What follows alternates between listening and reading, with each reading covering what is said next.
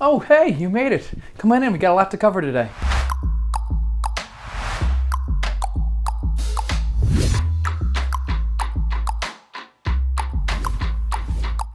This is Fractures 101. We're going to be talking about bones, types of breaks, and how they heal today. It's estimated that every person will have an average of 2 breaks of a bone in their lifetime. And yearly, there are almost 7 million breaks in the United States. So it's important to know this stuff. So first, we're going to talk about the different types of breaks in regards to what the bone pattern is. So here you can see our example today is a femur bone. That's your thigh bone. It's the largest bone in the body and it's very strong, but we do see fractures of them. So to begin first, we'll talk about a fracture that we see more commonly in children, and that's because children have something called plastic deformity, meaning that when they break, their bone has the ability to bend. So sometimes what we'll see are things called buccal fractures, where you get a nice little bend to it, or you can see a partial break and then a buckle, and those are called Greenstick type fractures. So the next fracture pattern we'll talk about today is one that's called transverse, meaning that it's across. The important thing about this type of fracture pattern is when we're fixing it, it has what we call inherent stability, meaning that if we get these two together, they're going to sit nicely against each other. Our transverse fracture pattern was nice and stable, meaning that when you put them together, they're not going anywhere. Whereas when we have fracture patterns that are called oblique or sometimes spiral, it has more of a pattern like this. And as you can see, this is going to have a propensity to move and migrate, so that's not stable typically.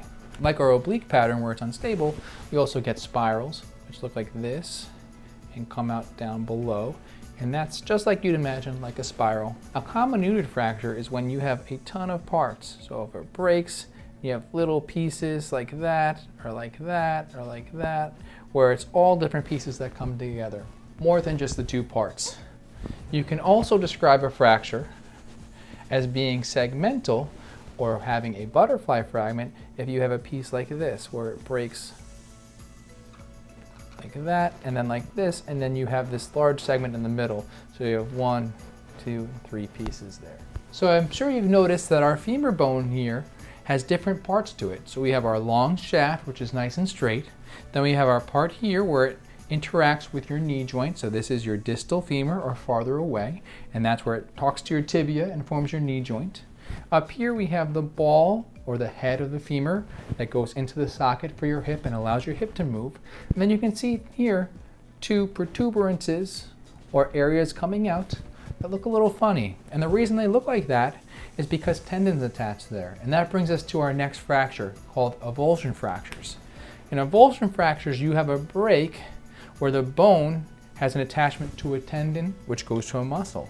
And when this happens, sometimes the pull of the muscle can actually cause the fracture and pull it away from its bone. So in order to apply our principles, we'll use an x-ray here to show you some things. So this is a different bone. This is our tibia and our fibula, which is our lower leg bone. And what you can see here are our fractures of the tibia and fibula. And you can look that there is some comminution, like we talked about, little breaks here for your tibia fracture, some little parts. It has, on the other side view, more of an oblique pattern. And you can see your fibular fracture has a nice transverse or cross pattern, or lathe stable, with no little obvious breaks. Now this fracture, we can see the cast around, and we can see skin around, so I'm going to assume that this is a closed fracture. And what closed fractures are fractures that are not sticking out of the skin, which no one really likes. If your bone is sticking out of the skin, we call it an open fracture. And that's important because that's even more so of a medical emergency, because we need to get antibiotics right away and get treated, because there's a lot of risk of complication, even with operative fixation. So another important thing to describe fractures is whether displaced or non-displaced. So this fracture you can see is still together, and this would be considered non-displaced.